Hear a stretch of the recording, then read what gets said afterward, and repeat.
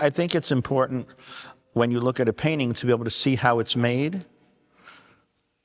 And then you look at it and you see how it's made, but you can't figure out how it's done. It's right in front of you.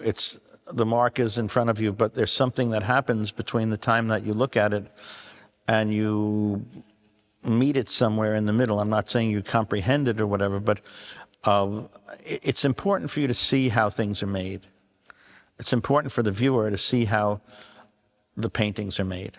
Even if you look at a Caravaggio painting and you get up close to it and you see there's just one white dot somewhere, that's the precipice of where there's light hitting a particular spot, and you see that he did it with one gesture.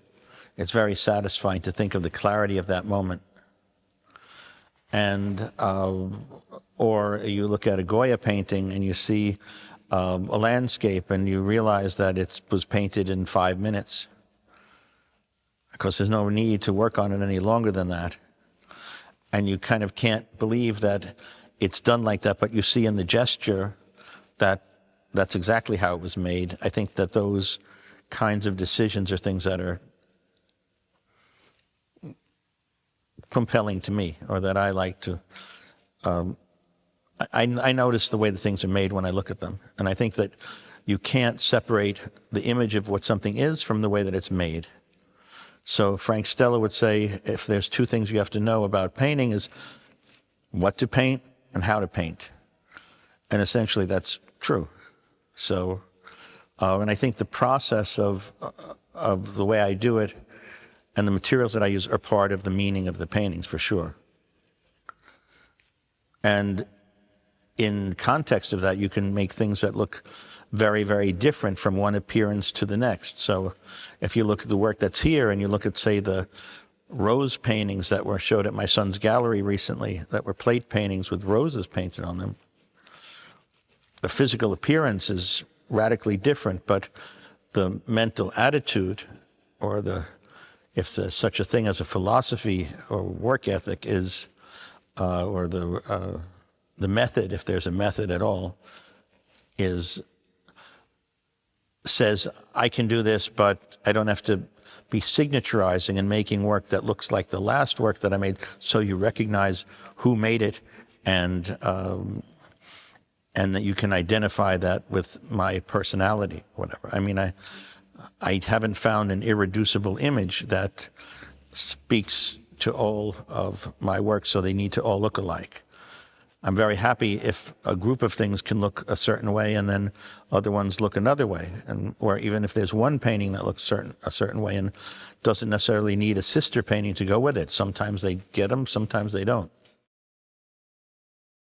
Finding ways to make marks seems to have taken up much of my time, and it just kind of happens naturally. I was driving in Mexico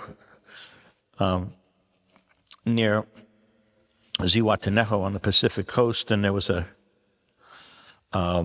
tractor trailer that was broken down, and next to it was this thing that looked like an elephant skin, and it was the tarp that was covering this tractor trailer. I said, listen, I've got $70 in my pocket. Can I buy that from you? And they said, okay. And the little guy folded it up into a beautiful package, but it was 17 by 23 feet. And I tied it between these palm trees in a plant nursery in the jungle, and cut a bamboo tree and tied it together so it would be a surface that I could hang the painting off of, and I could lean a ladder on it. So I painted the first Mexican painting, which was a war painting. It was called War, which had a bunch of patches on it because the guy's wife probably fixed his tarp. So it had all these marks on the surface, and also it had lines in it that had been drawn just because they were driving in the heat, and the sun was burning lines into this material. So I think that at that moment, that was in 1985, I was starting to think, okay, the sun could burn images into the material, and out of that I started making the tarp paintings, the recognition paintings. I paint outside in Mexico. So I did the same thing. I have these, a bit more of a well-practiced method where I tie these bamboo trees in between the palm trees where I live, and I could stretch those materials on the bamboo, and then I made the first pink paintings, which was about I don't know, 5 years ago, maybe a little longer than that. And I showed some of them in the exhibition that was at the Aarhus Museum. Anyway, once I had found that material, where do you get more of it? So I started going to these markets in the jungle. There's a vendedores ambulantes, meaning traveling salesmen. And the roof that was covering the market to shield people from the sun while they're buying vegetables or toys or whatever kind of stuff they're buying. They had there was variation, the different colors, and so I could pick. And the guy who works for me, his name is Paulie, he would go there, and they knew that he was going to buy these tarps for this American guy who lived in the neighborhood who likes to use them. And in the show that Max Hetzler did with me, that was in the San Francisco Museum of Modern Art, I made 6 24-foot by 24-foot paintings on aluminum stretchers that were tied to the columns in the courtyard of the Legion of Honor.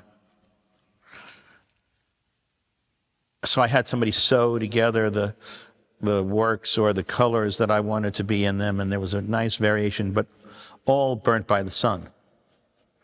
So I was not starting with a blank canvas. I was starting with something that was a palimpsest, that was something that had a lot of history and records of its being in the world in it already. I love the poem, "The Parade Begins and the Parade Ends," and obviously it's the story of the Cuban Revolution, of the beginning and the optimism and the tristeza, or the sadness, and of everything being closed and something being lost. And I mean, the reason I was attracted to Reinaldo Arenas is because I think that movie's about freedom.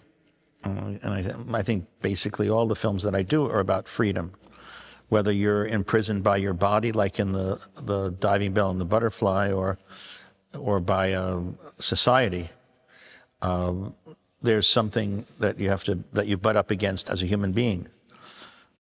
So it's important for artists to have their autonomy and their freedom, and not to compromise their work and their intention. And that's difficult, but not impossible to do.